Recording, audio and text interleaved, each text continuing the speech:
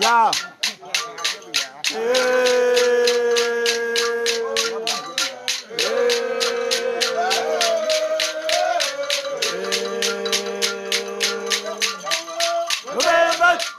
Mais quand on parle de culture générale, on parle d'un gouffre organisé d'ignorance. Vous voyez? Et c'est ça, là. Et il faut combler le gouffre. Et la chose, c'est qu'il faut comprendre. Moi, vous savez, je me suis intéressé au MVET, mais vraiment parce que c'est l'école diopienne qui m'a dit, tu devrais quand même regarder un moment ce texte-là. Et quand j'ai regardé le texte, quand j'ai commencé à m'intéresser à ce texte-là, en fait, c'est quoi? C'est-à-dire Dieu, qui s'appelle Eyo, a créé un espace qui est Mobilang, dans lequel il y a deux peuples qui évoluent. Le peuple d'Ngong, qui a évolué vers la sagesse, et cette sagesse lui a permis tout simplement d'accéder à l'immortalité. Et c'est un peuple qui vit au sud des Mobilang. Le peuple qui vit au nord est extrêmement belliqueux, c'est le peuple d'Oku. Et la particularité de ce peuple, c'est qu'il n'a aucune sagesse, mais il veut voler l'immortalité du peuple d'Ngong.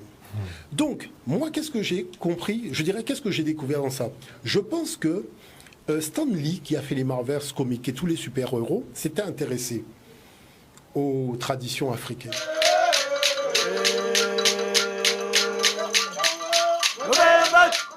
Parce que les super-héros... C'est quasiment sûr. Oui, c'est clair.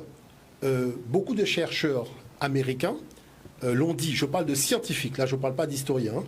Beaucoup de scientifiques, comme le professeur Roy English que nous avions invité pour le colloque mondial sur les mathématiques africaines, il nous a dit qu'il faudrait que vous alliez voir vos traditions africaines et vous allez comprendre beaucoup de choses dans la modernité de ce qu'on appelle les États-Unis d'Amérique. Parce que c'est chez vous qu'on a pris les éléments de science, mais c'est aussi chez vous qu'on a pris ce qu'on appelle, je dirais, la science-fiction. Et ce sont des afro-descendants qui ont développé de toute façon les révolutions technologiques. Totalement. C'est pour ça que Matrix a été faite par une femme noire et compagnie, que Black Panther a tout cette aura, parce que ces gens, quand ils vont sur le terrain, quand ils s'intéressent aux textes sacrés, ils découvrent des choses extraordinaires.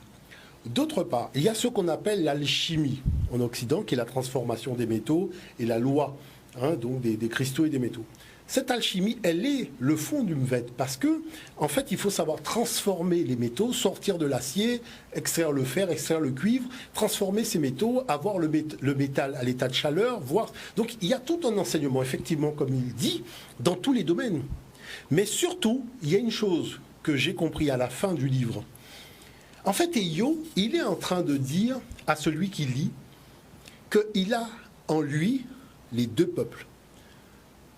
C'est-à-dire, tu as le peuple d'Ngong, qui est le fait de vouloir tendre dans ton comportement vers la sagesse. Et tu as le peuple d'Oku, c'est-à-dire à l'intérieur de toi, cette énergie qui tend vers le désordre. Et que tu dois connaître maintenant la loi. La loi qui te permettra de tout simplement de faire en sorte que la sagesse et l'ordre l'emportent sur le désordre. Et ça, on le comprend à la fin. Parce que toutes les histoires, en fait, quand vous regardez, ce sont des tensions qui naissent des péchés capitaux, des choses comme ça que le texte sacré a traduit en fait en personnage. La jalousie sera un personnage. Enfin, vraiment, et on se rend compte qu'en fait, on ne parle, et Mobilang se trouve à l'intérieur des êtres humains.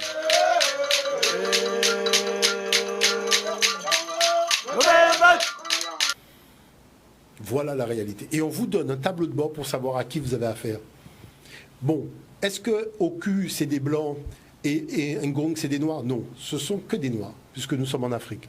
Mais il y a la notion du rapport des points cardinaux qui est quand même important. Mais je vais vous montrer quelque chose. Je vais vous lire l'introduction du texte sacré du MVET. Et vous allez voir quelque chose de très surprenant. Regardez ça.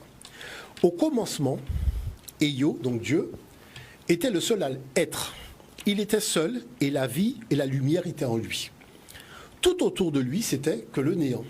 Il n'y avait pas de temps, tam, ni d'espace, lamé, ni de matière, dengbum. Il était seul, et seul, mais il était.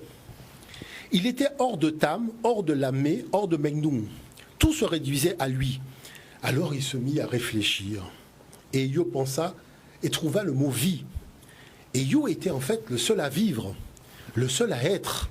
Il se dit alors, et si j'élargissais la vie jusqu'à maintenant, je ne vois qu'en moi-même, c'est très beau, certes, je jouis de la vie, mais je vais élargir la vie hors de moi, quoique rien ne peut être hors de moi puisque je suis toute vie.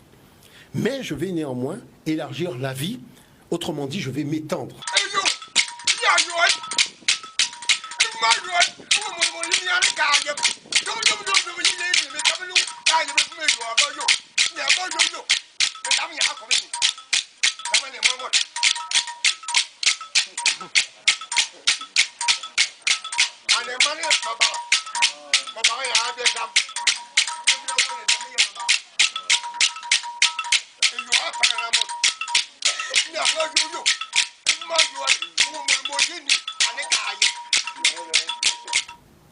Vous savez, quand vous lisez ça, il y a une chose qu'il faut comprendre.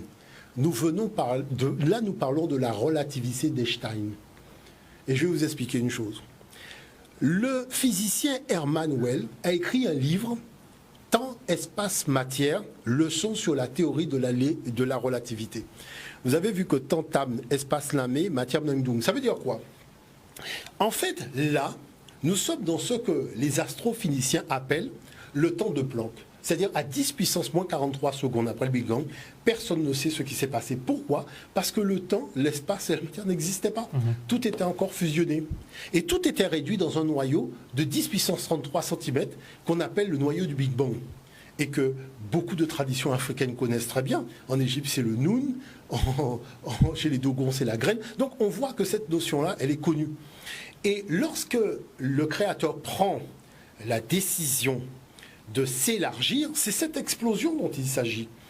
C'est-à-dire, il prend la décision de s'élargir parce qu'on vous dit, à l'intérieur de lui est lumière. Voyez? Et il est vibration, parce que qu'est-ce qu'il existait à cette époque? La notion de particules, voyez, et d'antiparticules. Donc, c'est-à-dire la vibration première était là, avec le désir et l'objectif. À partir du moment où il y avait le désir et l'objectif, et qu'il y avait suffisamment d'énergie pour créer et engendrer le temps, la matière, les choses se sont passées.